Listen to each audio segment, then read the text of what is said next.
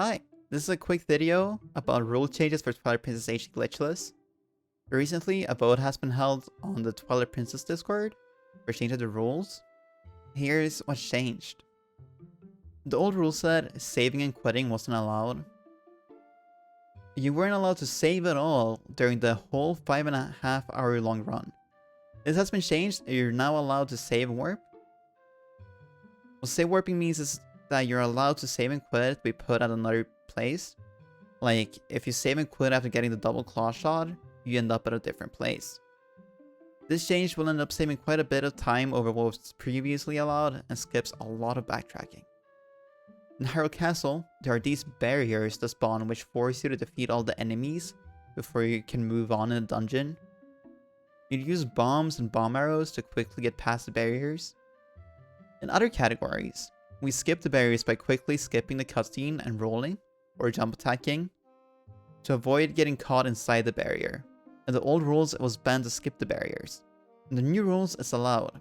However, you aren't allowed to skip all of them. The last one, where you're supposed to fight a Darknut, is not allowed, which means you're forced to fight it. It will still save a lot of time. One of the most controversial skips that is now allowed with the rule changes is gate unloading. Basically, if you load this gate in Lakebed, a gate in City in the Sky will be unloaded. This saves 1 to 2 minutes. This was controversial due to the nature of this glitch.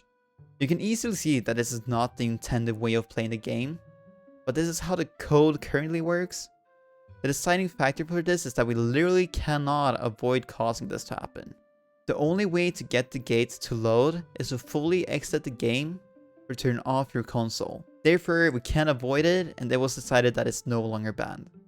The last thing that is now allowed is to open the floodgate without opening the main valve in Lakebed. This is done by side hopping onto this platform.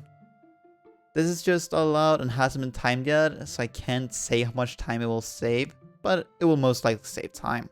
Then, let's talk about what is now banned. The first major one is banning super jumps. If you're familiar with Twilight Princess HD speedruns, then you're aware of this trick that we call Early Snow Peak or Wolfo's Super Jump. This trick lets the speedrunners skip the Reekfish scent, which would save 2 to 3 minutes. With super jumps being banned, we cannot perform this trick. Another trick that is now banned with this change is Death Sword skip. Before this rule change, we couldn't skip Death Sword because you need to save and quit to get out of the room. After introducing save warping to the category, we could in theory skip it, but super jumps aren't allowed anymore. Another controversial trick is doing the long jump attacks with keys. Enemy LGAs have been allowed for glitchless since the category was first created.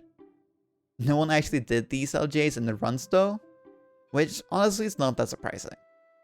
These jump attacks let you skip parts of the game. When going towards Snowy Peak Ruins, there's a Shadow Beast fight at the top of the mountain.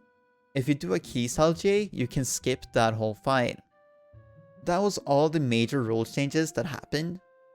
There's still some minor changes like allowing tunnel warp when going towards Sword Armor and banning opening doors backwards.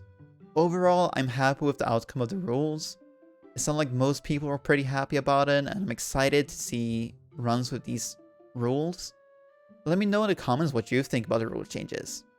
Is something strange, or does it sound logical and good for a glitchless category? Thanks for watching this quick video. I really appreciate it. If you're interested in more content like this, like and subscribe, and I'll see you next time.